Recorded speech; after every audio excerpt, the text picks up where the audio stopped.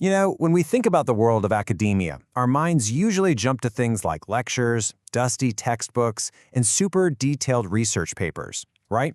But what about the visual side of things? How do schools and universities show us who they are without actually saying a single word? Well, that's what we're diving into today, the often overlooked but totally crucial world of visual identity in academia.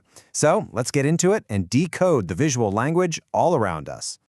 Okay, so let's kick things off with a simple question. Just think about the last time you walked through a university campus, or maybe a science fair. You were probably surrounded by posters, big banners hanging from buildings, and logos on everything. So what do those three things really have in common? The answer, it turns out, is pretty simple, but it's also really powerful. They are the absolute building blocks of how academic institutions communicate. Each one has a very specific job, a vital role in getting messages across, from the tiniest detail to the biggest, broadest statement.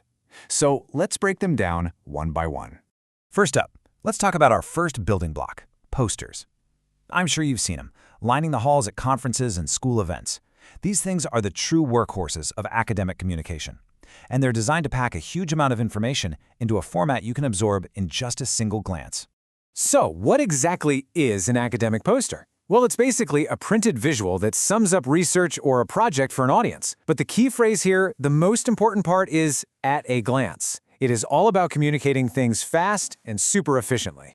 And you know, a really effective poster has a clear anatomy, as you can see right here. The title is there to grab your attention. The objectives tell you, hey, this is the goal. The key points give you the main findings. And of course, the graphs and images make all that data actually come to life. Every single piece has to work together to tell a whole story, fast. And this is where you really see their power. It's like a triple threat. First, posters use strong visuals to pull you in and get your attention. Then, they take these really complex ideas and make them way easier to understand. And finally, they're the perfect conversation starter. They're designed to get people talking and asking questions. All right, so let's shift gears a little. We're moving from the super detailed world of posters to our second building block, banners. Now, if a poster is like having a deep, one-on-one conversation, a banner is more like a giant public announcement. It's all about making a big, bold statement. And their whole purpose is right there in the definition: branding, communication, and inspiration. These are those huge visuals you see hanging over school entrances or stretched across auditoriums. They're designed to be seen and understood from way across the quad. And the elements you see on a banner are always very intentional. You've got the school name for branding and identification. You've got the event title to announce what's happening. And you often have a powerful motto, something to inspire the whole community. Every single word is picked to reinforce the school's identity from a distance. And once you start looking, you'll see them everywhere. At graduation ceremonies, advertising a new engineering program, or just creating that feeling of a strong, proud campus. They're this constant, visible reminder of the institution's presence and its spirit. So, here's the key difference to remember. Posters are for the zoom in. They're all about the detailed summaries. Banners, on the other hand, are for the zoom out, the big, broad announcements.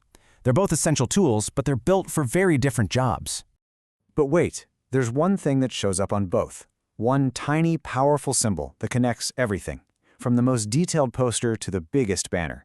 And that, of course, is the logo. It's the visual anchor for the whole institution. And that brings us perfectly to our third and final building block, the logo. This is that enduring symbol that really ties everything else together. It's so much more than just a little graphic. It's really the heart of an institution's visual identity. So, what is an academic logo, officially? Well, it's a unique graphic symbol that doesn't just identify a school. It's meant to represent its core values and its vision for the future. It's basically the institution's face to the entire world. Okay, now this is the part I find absolutely fascinating. The symbols used in these logos are like their own secret language. A book isn't just a book, it stands for learning. A torch symbolizes the light of knowledge. A shield brings a sense of tradition and protection. And a tree represents growth. These aren't just random drawings, they are symbols packed with centuries of meaning. So, when you boil it all down, a logo really has three key jobs. It establishes a clear identity and a sense of authority. It constantly reminds everyone of the institution's values, and it promotes this powerful feeling of unity and professionalism across the entire community. So, we've looked at posters, we've looked at banners, and we've looked at logos, each on their own. Now, let's put it all back together and see how they work as a team to build one single, cohesive identity.